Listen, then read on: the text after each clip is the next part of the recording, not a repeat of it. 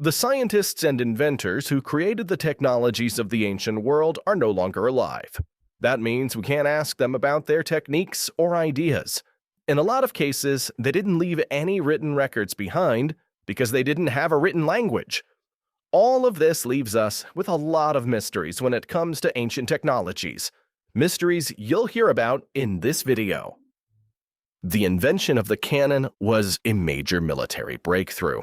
With a cannon, an army could break down the walls of a castle that once seemed impenetrable. Based on that, you'd probably assume that the cannon wasn't invented until the Middle Ages.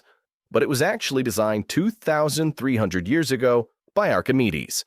While Leonardo da Vinci often gets credited with inventing a steam-powered cannon called an architonere during the late 15th century, the Italian Renaissance master was, by his own admission, working off an earlier blueprint created by Archimedes. In the absence of gunpowder, which hadn't yet been invented, Archimedes' cannon was a long bronze tube packed full of round stones. Heat would be applied to a water container at one end of the cannon, which produced steam, and then the steam would propel the stones out of the tube. The Archimedes cannon was used when his hometown of Syracuse was attacked by the Romans in the year 241 BCE, but then appeared to be forgotten by history until Da Vinci picked up where Archimedes left off more than 1,500 years later. If you were asked to design a church or a temple, your first thought probably wouldn't be to carve one directly into the ground and make it out of a single block of rock. The amount of labor required to perform such a task would be prohibitive in the extreme. Nevertheless, someone did precisely that in Lalibela, Ethiopia, a very long time ago. You won't find any other churches anywhere else in the world that look like these rock-hewn works of beauty. The most famous and impressive of them is the Church of St. George, which archaeologists believe was carved from the inside out and finished with a distinctive cross shape at the top.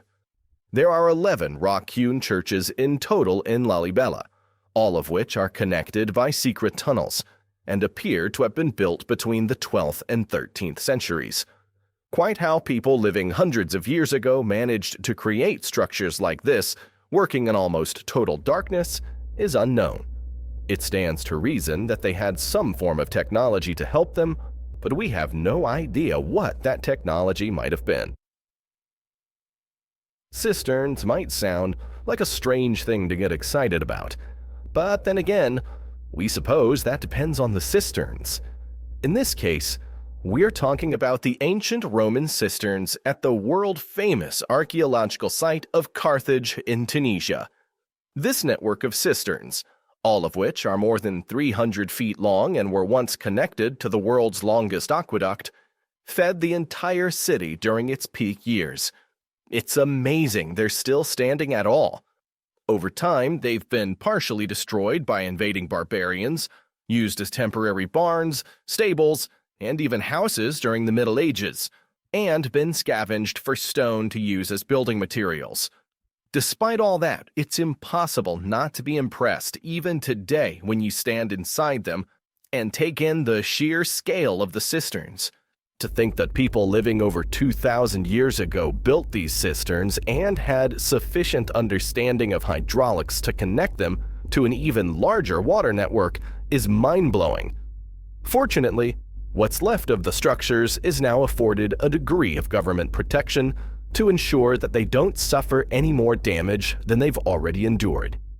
Speaking of the ancient Romans and their mighty aqueducts and pipe systems, they're also often credited with the creation of the Patara pipes in Turkey. There's some debate over whether they truly deserve that credit. It's true to say that they run between former Roman settlements in the area, but there are some who believe that the Romans positioned their settlements close to the pipes, rather than building the pipes after the establishment of the settlements. They don't look much like any other pipes known to have been built by the Romans, and nor is there any Roman record of their creation. As the Romans were generally fond of trumpeting their own achievements, that absence of any supporting evidence might be telling. In 1993, An ancient Roman pillar was found in Patara, and upon that pillar was a series of inscriptions detailing Roman activities in the city. The inscriptions mention the creation of a road network and the founding of a few cities, but nothing about the pipes. This raises the possibility that the majestic Patara pipes are actually the work of an older civilization, perhaps even one we have no knowledge of. The small village of Lapakshi in India isn't exactly a world-famous tourist destination, but perhaps it should be. There's a whole world of ancient wonders to be found here, and the technology that went into creating them has never been adequately explained. The enormous human footprint at the start of Sito's trail is a wonder all of its own.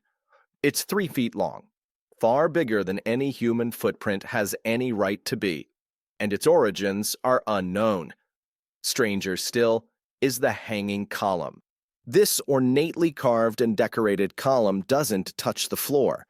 Local tour guides often pass a newspaper beneath it to prove it isn't secured to the ground.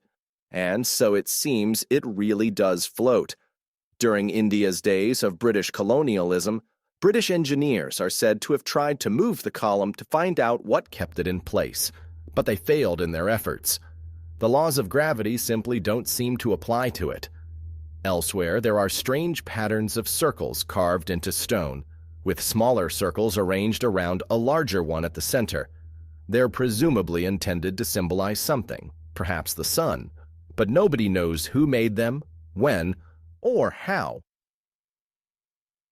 Murdoff's gold disc, which can be found in the State Museum of Lower Saxony in Germany, is an archaeological artifact that spent a lot of its recent history being badly misunderstood. The flat, round disc was found in a field by a farmer in East Friesland in 1910. The farmer thought it was pretty but worthless, and so he gave it to his young son as a toy. It wasn't until an antique dealer visited the house several years later that they realized their lucky discovery might be valuable. The antique dealer bought the disc and sold it on to a research team, who carried out extensive investigations. According to the experts, the artifact is around 3,500 years old. That makes it a product of the Bronze Age. It's no ordinary decorative disc either. It's an ancient astronomical calendar. The markings on the disc show the movements of planets through the sky, and what's really amazing is that there are 9 different planets recorded. History tells us that Uranus wasn't spotted until 1781, and Neptune wasn't found until 1843, with dwarf planet Pluto following in 1930. And yet it seems that whoever made this disc was already well aware of them. The Kyaiktiyo Stupa in Myanmar's Thaton district defies physics. One look at it is enough to tell you that it ought to fall off the cliff it's delicately perched atop, but it never does. For more than 2,500 years, this gold-painted, sculpture-topped boulder has teetered on the edge, without bowing to the inevitable force of gravity, despite the fact that there's nothing holding it in place. It's not tied to anything, nor is it physically secured to the cliff beneath it. The stupa is a Buddhist icon and a popular pilgrimage site. Legend has it that the reason it never rolls over and falls is that it balances on one single strand of the Buddha's hair. Another local legend says that an ancient king used supernatural powers to pull the boulder out of the ocean, build a temple on top of it, and then had it coated in gold leaf. Someone obviously painted it and built the temple, but the story about it being magically dragged out of the ocean is a little far-fetched.